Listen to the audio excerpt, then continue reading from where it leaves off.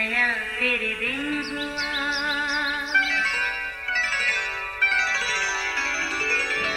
नया फिर दिन हुआ, पुरानी रात का करे सौ शुक्र हम खुदा की जात का, खुदा की जात का नया फिर दिन हुआ। आज की आयत, कुड़ना बेवकूफ़ को मार डालता है और जलन अहमक की जान ले लेती है। अय्यूब 5 बाब उसकी दूसरी आयत। अजीज़ों, रिश्ते नाते सोच के मुताबिक तो जितने मजबूत होने चाहिए उतने ही वो नाजुक और हसास होते हैं, गोया कच्चे धागे से बंधे हुए जिनको टूटने में कुछ पल भी नहीं लगता, मगर जुड़ने में वक्त का अंदाज़ा कुछ नहीं। कभी कभार कुछ ऐसे वाक़यात वक़ूअ पज़ीर होते हैं कि रिश्तों की असलियत, खासियत और अहमियत हमारी अदराक से परे हो जाती है। जैसे एक घराने में एक के बाद दीगरे 3 बेटियां पैदा हुईं। बाप इस कदर बेजार हुआ कि बीवी से कहने लगा, सुन लो, आपके अगर बेटी हुई तो किसी को दे दूंगा या बाहर कहीं छोड़ आऊँगा। अब देखा जाए तो माँ का क्या कसूर, खुदा की देन है, फिर बेटी तो रहमते खुदावंदी है, ज़हमत तो नहीं। खैर, करना खुदा का ये हुआ कि अब के बार भी बेटी ही पैदा हुई, जो बाप पर बेहद गिरा गुजरी। जब कुछ दिन गुजरे, उसने अपने कहे मुताबिक बेटी को कहीं बार छोड़ दिया। सोचा कोई देखेगा तो ले जाएगा। फिर जैसे ही सवेरा हुआ, चुपके से जाकर हालात का जायजा लिया। देखा बच्ची वहीं पड़ी थी। मजबूरन उठा के उसे घर ले आया। अजीज़ों, ज़रा उस आदमी की बरहमी तो देखिए, न जाने क्यों औलाद देने वाले के साथ खफगी के सिलसिले चलने लगे। इस सूरत में हर रात को बच्ची बाहर रखा था, वहीं से सुबह उठाकर ले आता। आखिर थक हार के ये सिलसिले भी बंद हुए। अजीज़ों, ये सब कुछ कहना या सुनना दोनों सूरतों में तकलीफ दे है, मगर ये हमारे मुआशरे की सच्चाइयाँ ज़रूर हैं। चलिए देखते हैं आगे क्या होता है। आखिरकार उसी घराने में अगला पैदा होने वाला बच्चा बेटा था। बाप ने खूब खुशी मनाई, मगर अफसोस न जाने कैसे उसकी एक बेटी किसी वजह से वफात पा गई। फिर ऐसा ही होता रहा। एक के बाद दीगरे 2 और बेटे पैदा हुए।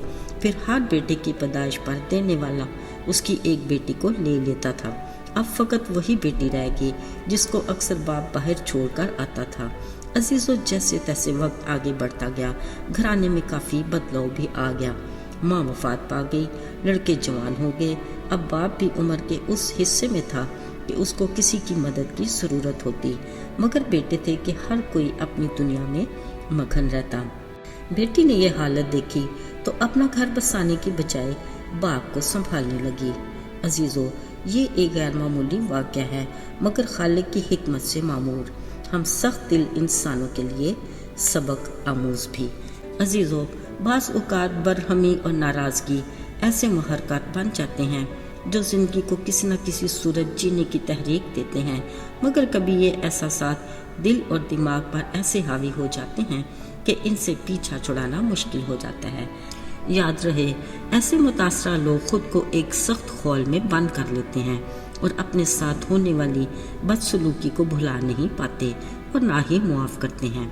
ऐसी कैफियत इंसान को इंतहाई बदमिजाज बना देती है, जो एक गैर सेहतमंदाना अमल है। याद रहे, इंसानी फितरत में ये अंसर नुमाया है कि हमें नाराज़ करने वाला शख्स अपना किया सब भूल कर मामूल की ज़िंदगी बसर कर रहा होता है, मगर मुतासरा शख्स अजीब उलझन का शिकार रहता है। अजीज़ों, ख्याल रहे, माजी जो गुजर गया उसको हम कतन तब्दील तो नहीं कर सकते। ये सिर्फ हमारे लिए ही दुख का बायस होता है, जो सरासर खुद के साथ ज़्यादती है। कलाम मुक़द्दस में लिखा है, कुड़ना बेवकूफ़ को मार डालता है और जलन अहमद की जान ले लेती है। बेहतरी इसी में है कि हम अपने मामलात खालिक खुदा को दे दें, वही इंसाफ करने वाला और बदला लेने वाला है। ज़रा याद करते हैं समसून को। उसको फ़लस्ती औरत ने धोखा दिया, जिससे उसका गुस्सा भड़का, मगर उसने अपना मामला खुदा पर छोड़ा। अगरचे उस औरत के साथ उसका घर तो न बच सका, मगर उसने अपने दुश्मनों से जी भर के बदला तो ले लिया। यूं ही दलैला ने भी उसे कई बार धोखा दिया, जिससे वो बेइंतहा प्यार करता था। आखिर चांदी के चमकते सिक्कों के लालच में आकर उसने शमसून को दुश्मनों के जाल में फंसा दिया, यहाँ तक कि उन्होंने उसकी आंखें निकाल कर उसे कैद खाना में डाल दिया। बावजूद इन सब बातों के शमसून ने अपने माजी की हर तलखी को भुला दिया। उसे दलैला से कोई गिला शिकवा नहीं था। उसने ये मामला भी खुदा के हाथ में ही दे दिया। आखिरकार खुदा ने उसकी दुआ सुन ली और उसके दिल की आरज़ू को पूरा भी किया। असल में ये खुदा के लिए उसका प्लान भी था, अगरचे वो खुद भी मरा मगर अपने साथ अपने हज़ारों दुश्मनों को भी ले गया। अजीज़ों, नाराज़गी बरहमी एक फितरी अमल है। इस बारे खुदा के फरमान को कभी ना भूलें कि गुस्सा तो करो मगर गुनाह ना करो। सूरज के डूबने तक तुम्हारी खफगी ना रहे। यकीनन इसी में हमारी बेहतरी और भलाई भी है। आइए दुआ करें। मेहरबान रहीम खुदावंद, हम तेरे शुक्रगुजार हैं कि तमाम तर हमारी गलतियों और ख़ताओं के बावजूद तू हम पर मेहरबान है। कहर करने में धीमा और शफ़क़त में बढ़कर अपने बड़े फजल से हमें अपना हम मिजाज बना, ताकि हम तेरे नाम को जलाल देने के लायक बने। यसू के बाबरकत और मुबारक नाम में मांगते हैं, आमीन।